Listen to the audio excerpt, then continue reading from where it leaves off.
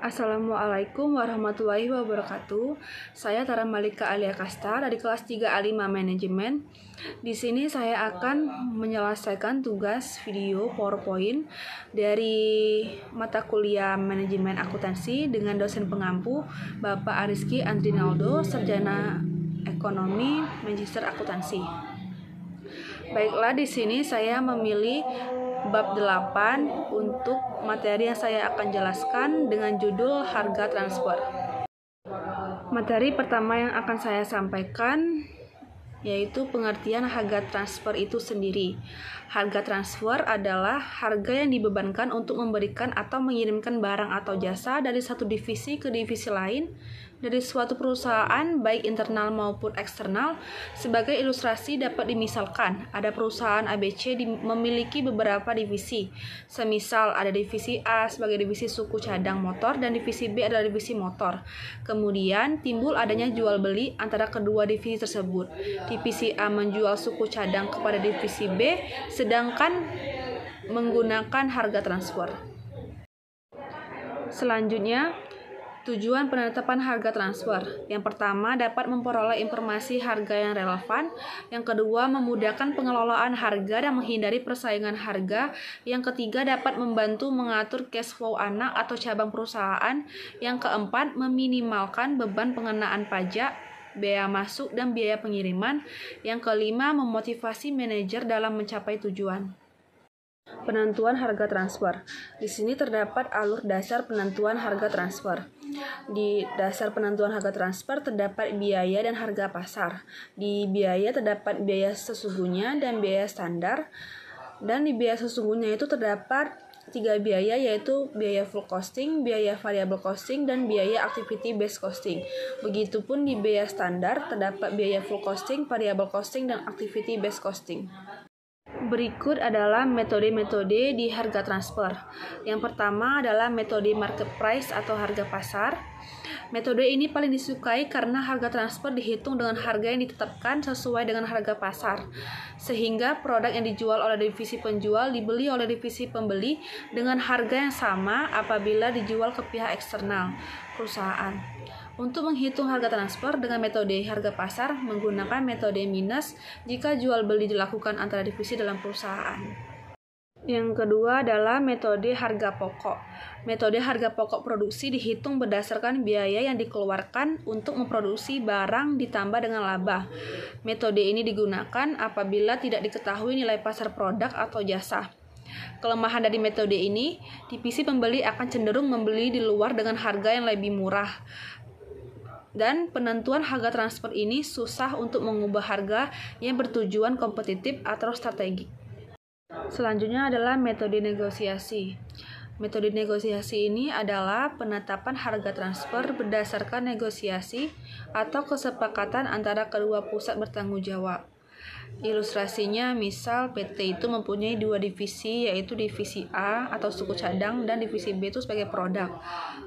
Ia melakukan transaksi divisi penjual ini atau divisi A ini, sedangkan divisi B itu adalah sebagai pembeli. Divisi A ini menjual kepada pihak luar, namun apabila tidak menjual pada pihak luar, divisi A akan menjual ke divisi B.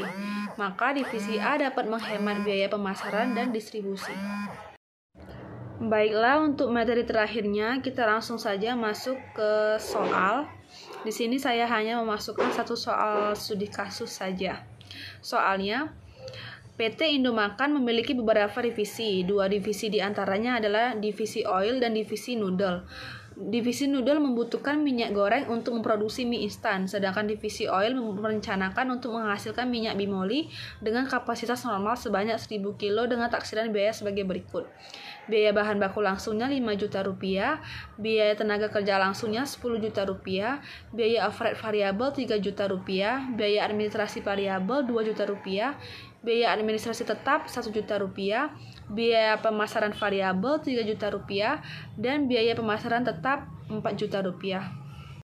Diasumsikan total aktiva yang dianggarkan untuk memproduksi minyak tersebut sebesar 100 juta rupiah dengan tingkat ROI-nya atau rate of investment-nya sebesar 20%. Maka tentukanlah harga transfer berdasarkan biaya penuh atau full costing saja. Baik, langsung saja kita ke penyelesaian soalnya. Yang pertama kita menghitung markup-nya dulu. Di markup terdapat biaya administrasi dan umum. Totalnya 3 juta rupiah. 3 juta itu didapat dari jumlah antara biaya administrasi tetap dan variabelnya. Yang kedua, biaya pemasarannya adalah 7 juta rupiah, sama seperti biaya administrasi. Telah dijumlahkan antara biaya pemasaran tetap dan biaya pemasaran variabelnya.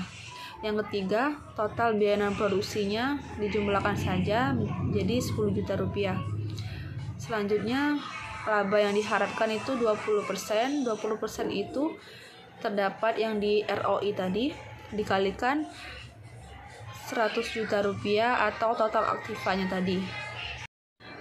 Jadi 100 juta itu dikalikan 20% ROI-nya, jadi dapatlah 20 juta rupiah.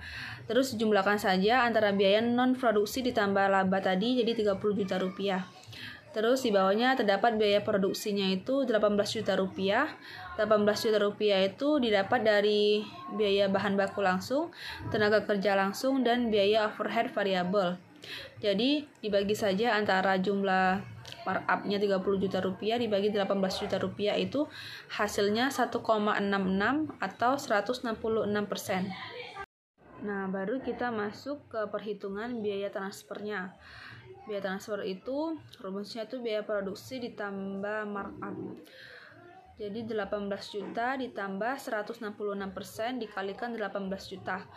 Jadi hasilnya 47.880.000 rupiah atau 47.880 rupiah per kilo.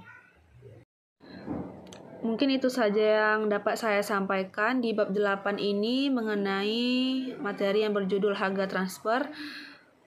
Semoga apa yang saya sampaikan dapat dimengerti. Terima kasih. Wassalamualaikum warahmatullahi wabarakatuh.